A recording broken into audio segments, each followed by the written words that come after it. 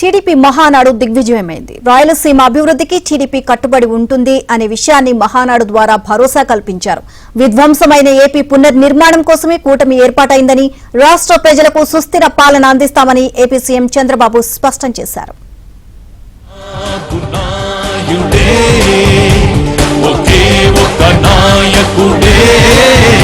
కూటమి ప్రభుత్వం ఏర్పడిన తరువాత దేవుని గడపలో తొలి మహానాడు సూపర్ సక్సెస్ అయిందని టీడీపీ అధినేత సీఎం చంద్రబాబు అన్నారు. కడప తెలుగుదేశం పార్టీ అడ్డా అని, అది నిరూపించేందుకే ఇక్కడ మహానాడు నిర్వహించామని చెప్పారు.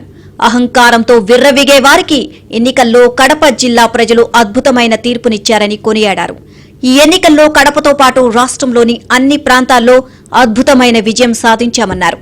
5 ఏళ్లలో ఎన్నో అవమానాలు, అక్రమ కేసులు, నిర్బంధాలు అన్నిటినీ ఎదుర్కొన్నారని, ప్రభుత్వం అధికారంలోకి వచ్చిందంటే అది కార్యకర్తలు, నేతల త్యాగాలే అని సీఎం చంద్రబాబు తెలియజేశారు.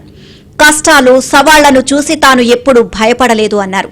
పాలకులు పరిపాలన ఎలా ఉండకూడదో 2019 నుంచి 2024 వరకు ఏపీలో జగన్ పాలన ఒక కేస్ స్టడీగా మారింది అని వివరించారు.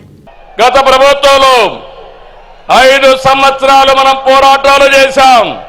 హింసా రాజకీయాలు, హత్యలు, కేసులు, అవమానాలు, అవహేళనలు,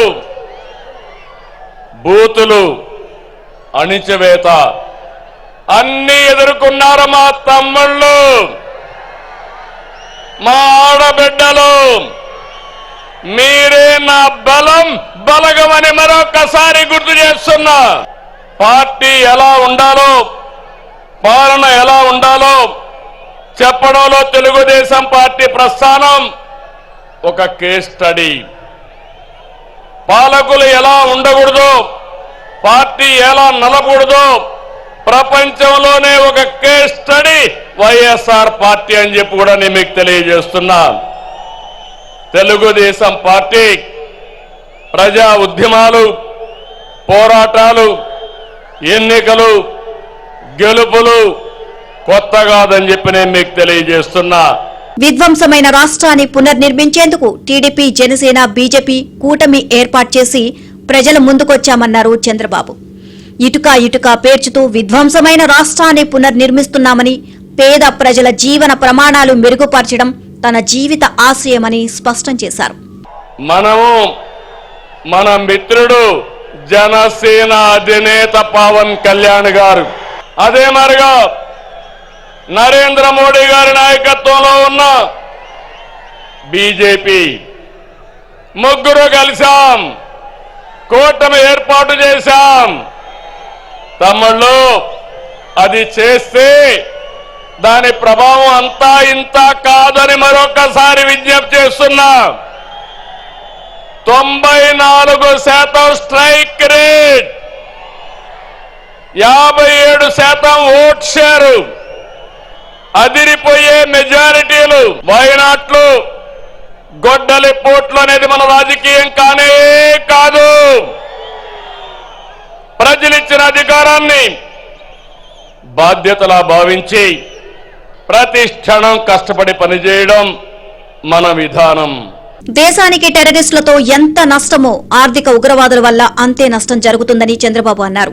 అడవులను ఆక్రమించుకొని ఎస్టేట్లు కట్టారని, రాష్ట్రంలో డ్రగ్స్ ను విస్తరింపచేశారని విమర్శించారు.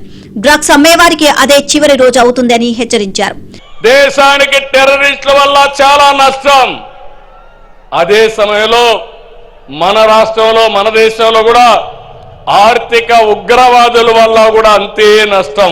అడవులు ఆక్రమించి ఎస్టేట్లు నిర్మించుకుంటారు, కొండల్నే మింగేస్తారు, చెరువులు చెరబడతారు, ప్యాలెస్ల నుంచి ఎస్టేట్ల వరకు అక్రమ సామ్రాజ్యాన్ని నిర్మించుకున్నారు.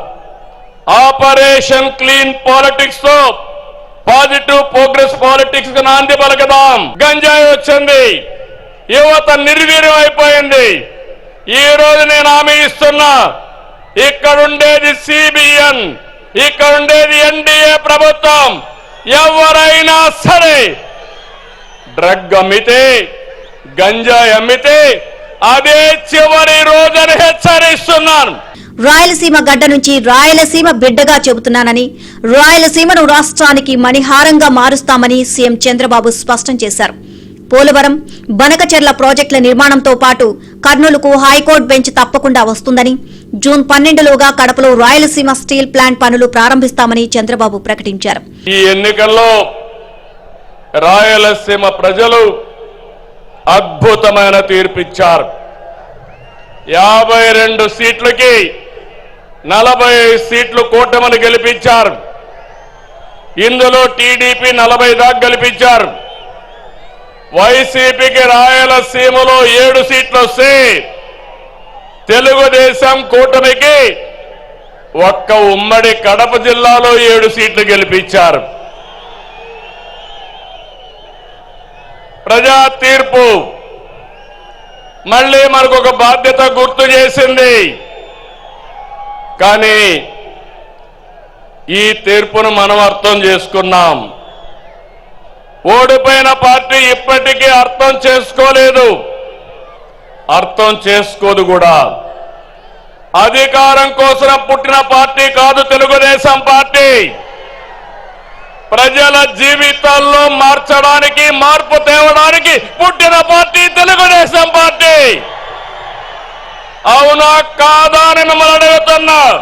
రాష్ట్రానికి సుస్థిర పాలన అవసరమని, గత 5 ఏళ్లు కూడా టీడీపీ అధికారంలో ఉంటే రాష్ట్రం అభివృద్ధి ఎంతో చెందింది అని, పాలన వైకుంఠపాలి కాకూడదు అని చంద్రబాబు తెలియజేశారు.